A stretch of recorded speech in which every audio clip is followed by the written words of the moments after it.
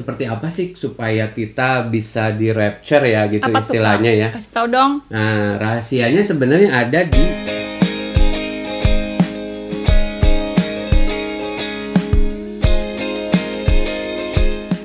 Hai Christ lovers, how are you today? Awesome pastinya. Welcome back on our YouTube channel, Semaya Semaya Worship and Podcast with us Nathan and Naomi, the one and the only. one and only. Oke, Ya. Kakak, hari ini kita membahas apa sih, Kak? Kita membahas mengenai rapture. Rapture alias pengangkatan ya. Ya, kita intinya mau mengabarkan mengenai keselamatan ini, Kak. Yeah, it's Jadi, very important, Kak. kita akan terus podcast mengenai serial keselamatan Yes. kedatangan Tuhan yang kedua kali ya. Biarpun kita bukan pendeta ya, Kak. Bukan, kita bukan pendeta iya, bukan biar evangelis. tahu juga nih Iya, iya, teman-teman. iya, iya.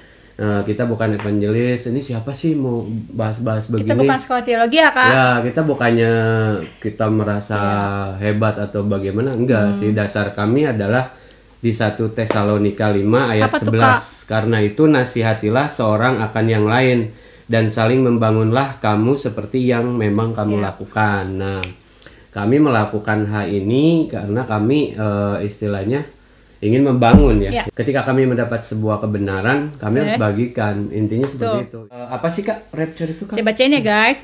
Pengangkatan atau rapture adalah sebuah istilah dalam eskatologi Kristen yang merujuk kepada peristiwa di mana Allah memindahkan semua orang percaya dari bumi untuk membuka jalan bagi penghakimannya yang adil ditumpahkan ke bumi pada masa tribulasi. Pengangkatan terutama dilukiskan dalam 1 Tesalonika 4 ayat 15-17, 1 Korintus 15 sampai 5 ayat 55, Matius 24 ayat 31, Yohanes 14 ayat 2 yang menggambarkan pengangkatan sebagai Allah membangkitkan semua orang percaya yang telah meninggal, memberi mereka tubuh kemuliaan dan kemudian meninggalkan dunia ini bersama-sama dengan orang-orang percaya yang masih hidup yang juga telah diberikan tubuh kemuliaan. Oke, nah itu rapture kami dapat dari Wikipedia ya, sumbernya ya. Tesalonika berapa, Kak? 4 ayat 15 sampai 17. Demikian firman Tuhan. Ini kami katakan kepadamu dengan firman Tuhan, kita yang hidup yang masih tinggal sampai kedatangan Tuhan sekali-kali tidak akan mendahului mereka yang telah meninggal. Sebab pada waktu tanda diberi, yaitu pada waktu penghulu malaikat berseru dan sangkakala Allah berbunyi, maka Tuhan sendiri akan turun dari sorga dan mereka yang mati dalam Kristus akan lebih dahulu bangkit. Sesudah itu, kita yang hidup yang masih tinggal akan diangkat bersama-sama dengan mereka dalam awan menyongsong Tuhan di angkasa. Demikianlah kita akan selama-lamanya bersama-sama dengan Tuhan. Karena itu, hiburkanlah seorang akan yang lain dengan perkataan-perkataan ini. Nah, di ayat ini pun ditulis, hiburkanlah. Makanya kami menghibur mungkin semua ada yang nggak yakin nonton. ya, Kak, dengan hidup ini. Jadi kita God makanya is our menghibur Savior. dengan perkataan firman ini di hari ini, di video ini. 1 Korintus 15 ayat ayat 51 sampai 55. ayat 51 sampai 55. Oke, demikian firman Tuhan. Sesungguhnya aku menyatakan kepadamu suatu rahasia, kita tidak akan mati semuanya, tetapi kita semuanya akan diubah dalam sekejap mata pada waktu bunyi nafiri yang terakhir. Sebab nafiri akan berbunyi dan orang-orang mati akan dibangkitkan dalam keadaan yang tidak dapat binasa, dan kita semua akan diubah. Karena yang dapat binasa ini harus mengenakan yang tidak dapat binasa, dan yang dapat mati ini harus mengenakan yang tidak dapat mati. Dan sesudah yang dapat binasa ini mengenakan yang tidak dapat binasa, dan yang dapat mati ini mengenakan yang tidak dapat mati, maka akan genaplah firman Tuhan yang tertulis, maut telah ditelan dalam kemenangan. Hai maut, di manakah kemenanganmu? Hai maut, di manakah sengatmu? Nah, talk about rapture ini ya, teman-teman semua, bahwa rapture ini sesuatu yang istilahnya menjadi polemik ya di dalam tubuh Kristus. Kenapa polemik? Karena ada beberapa doktrin yang mempercayai. Ya, beda-beda ya, Kak ya. Ya, rapture ini ada yang ada yang post atau post to mid ya. Di tengah-tengah ada yang pre-wrath itu jadi di sebelum penghujung dari masa tribulasi. Masa tribulasi itu apa? Nah, ada juga di firman Tuhan ya, tapi kita nggak bahas sekarang. Nah, jadi intinya semua itu possible ya, semua itu bisa memungkinkan. Ada possibility-nya ya, Kak, kemungkinannya ada possibility-nya. Jadi yang terpenting di sini sebetulnya esensinya bukan di sana gitu Kak. Jadi esensi terpenting di sini adalah Tuhan tuh pasti datang. Pasti. Kita harus beware, be ready ya Kak ya. Betul. Untuk apa sih Tuhan itu datang untuk yang kedua kalinya? Untuk menghakimi bumi ini dengan segala kejahatannya ya udah sudah pasti. Semakin jahat. Nah itu tujuan utamanya itu, dan kita umat yang percaya pasti diselamatkan. Yes. Tetapi ada jalan-jalan keselamatan tersebut. Tidak betul asal Kak? ya Kak, tidak iya. asal itu. Nah itu yang kita harus pahami, tidak cukup hanya terima sebagai Yesus, selamat, udah beres, betul. Tapi tetap hidup dalam kegelapan, dalam dosa-dosa ya Kak. Iya, kita itu harus tetap mengerjakan keselamatan seperti di dan dalam, jaga kekudusan itu harus sekali. Seperti Paulus bilang ya, betul kan? Nah, jangan di bibir aja ya Kak. Apa? Jangan hanya di bibir saja. Iya, nah jadi kayak lagu deh, jangan di bibir. Iya, nah kami pun terus terang sangat minim ya mengenai rapture ini. Kenapa? Karena di Alkitab pun sedikit ya Kak ya ngebahas sedikit tidak detail, dan apa istilahnya yang dikatakan pendeta atau hamba-hamba Tuhan atau apalah itu evangelis, apalah itu namanya, mereka pun jarang memberitakan hal seperti ini ya. Bahkan kami pun di gereja tempat kami melayani pun ya istilah kata kami jarang dibahas ya Kak. Jarang dibahas gitu mengenai hal ini. Intinya seperti ini nih. Ini kami katakan kepadamu dengan firman Tuhan kita yang hidup, yang masih tinggal sampai kedatangan Tuhan, sekali-kali tidak akan mendahului mereka yang telah meninggal. Jadi artinya kita yang masih hidup pada saat kedatangan Tuhan, nah sekali-sekali tidak akan mendahului orang yang meninggal. Meninggal di mana nih? Meninggal di dalam Kristus ya.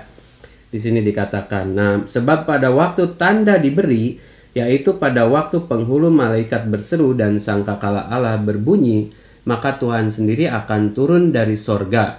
Nah, jadi kita meyakininya ketika ada bunyi nafiri ya di sini sangkakala berbunyi, penghulu malaikat berseru. Nah, maka Tuhan sendiri akan turun dari sorga, dan mereka yang mati di dalam Kristus akan lebih dahulu bangkit. Jadi yang mati di dalam Kristus dari zaman Nabi Adam ke sana zaman sekali itu ya Kak ya. Dibangkitkan tuh. Nah, lanjut ya. Sesudah itu kita yang hidup, yang masih tinggal akan diangkat bersama-sama dengan mereka dalam awan menyongsong Tuhan di angkasa. Nah, berarti udah kegambar tuh ya. Jadi setelah kejadiannya tuh setelah orang mati dibangkitkan, nah kita baru diangkat, kita menyongsong Tuhan. Jadi menyongsong tuh kita dari bawah awan-awan gitu ya. Kayaknya ya seperti itulah ya gambarannya. Nah, jadi menyongsong Tuhan di awan-awan, jadi di angkasa. Nah, seperti itu. Demikianlah kita akan selama-lamanya bersama-sama dengan Tuhan. Karena itu hiburkanlah seorang akan yang lain. Nah, jadi itu suatu kata-kata yang sangat menghibur ya Kak ya. Betul, dan ini menghibur tuh banget. Sebetulnya ini tuh mengenai rapture ini sesuatu penghiburan ya. Jadi jangan perlu ditakuti. Jadi ini kita punya masa depan yang cerah bersama Tuhan Yesus guys. Sebenarnya. Jadi intinya seperti itu. Jadi bukan sesuatu hal yang perlu ditakuti. Sebenarnya kenapa takut? Mungkin takut tuh karena masih hidup, ada yang disembunyikan dosa ya Kak, atau mungkin masih hidup dalam dosa dan dia menyadarinya sehingga dia belum siap untuk pengangkatan kan, untuk datang kedua kali. Tapi kalau kita membersihkan hati kita, kita hidup dalam kekudusan, ya pun itu sangat tidak mudah ya Kak. Namanya kita masih still on earth, itu banyak banget godaan syaitan Kak. Betul. Jadi kalau kita berniat untuk membersihkan hati kita, pokoknya menit per menit, walaupun ya pasti jatuh, ada misalnya ada kesel sama orang, itu pasti ya Kak, nggak mungkin kita nggak pernah kesel kan. Misalnya kita dijahatin orang, itu pasti semua mengalami guys. Kita pasti kalau kita berdoa sama Tuhan, minta ampun sama Tuhan, minta bimbingan Tuhan, pasti kita yakin kita akan sangat berharap akan pengangkatan itu guys. Tapi kalau kita masih berdosa, kita pasti takut Kak. Nah, gambaran lainnya seperti ini nih, saudara-saudara dan teman-teman semua, di 1 Korintus 15 tadi ya, bahwa kita itu akan diubah tubuhnya. Dengan tubuh kemuliaan ya. Tubuhnya akan diganti, enggak tubuh seperti ini, teman-teman. Nah, begitulah gambaran rapture itu. Jadi ketika orang mati dibangkitkan, jadi intinya ketika nafiri dulu ya, nafiri berbunyi, nafiri terakhir, nah terus penghulu malaikat berseru, nah orang mati di dalam Tuhan ya, dibangkitkan, baru kita diangkat ke awan-awan, diganti tubuhnya.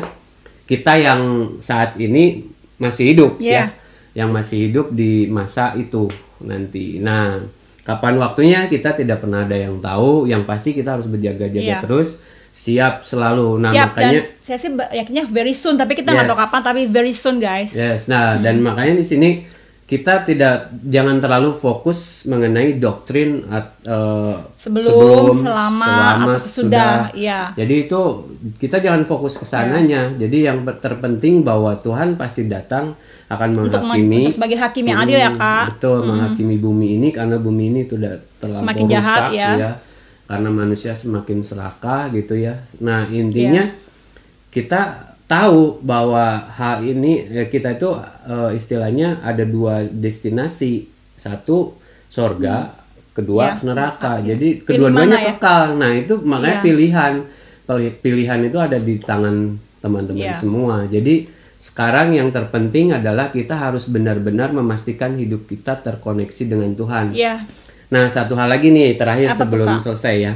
Seperti apa sih supaya kita bisa di rapture ya gitu istilahnya ya. Kasih tahu dong. Nah, rahasianya sebenarnya ada di Henokh. Nah, karena manusia di bumi ini yang mengalami rapture ya, istilahnya tidak mengalami kematian terus diangkat, di Alkitab itu tercatat Henokh. Nah, asik banget jadi Henokh ya Kak. Iya, seru. Nah, Henokh itu tidak tercatat kehidupannya di Alkitab itu, jadi kita tidak paham gitu. Tapi ada satu kesimpulan yang sangat krusial ya di dalam hal ini, yaitu Henokh itu hidup bergaul karib dengan Allah. Nah ini penting. Jadi bergaul karib itu seperti apa sih? Seperti aku dengan dia nih, suami istri. Nah aku tahu banget nih detail-detailnya dia gitu ya, luar dalamnya dia tuh tahu persis gitu. Segala hal mengenai dia tuh aku tahu persis karena aku suaminya. Begitupun dia tahu persis mengenai aku gitu, luar dalam. Nah intinya ketika kita bergaul dengan Tuhan, artinya kita tahu luar dalamnya Tuhan, keinginannya Tuhan. Tahu apabila Tuhan sedih, maksud tahu apabila yang bikin Tuhan sedih apa, yang bikin Tuhan bahagia itu apa gitu loh, tahu ya Kak ya. Jadi seperti itu intinya ya. Orang yang bakal diangkat tuh seperti itu. Memang kelihatannya sulit ya, sulit. Tapi kan teman-teman juga bisa membangun hubungan itu ya, suami istri ya. Jadi ada komunikasi Kak. Ada komunikasi yang tidak pernah terhenti ya. Bukan hanya pas mesbah aja Kak, tapi anytime saya Tuhan, aku tuh gini gimana gitu. Biarpun Tuhan seperti nggak menjawab ya. Tapi ya udah kita merasakan koneksi every time Kak. Dengan seperti Tuhan. Wifi Kak, ada internet koneksi. Betul.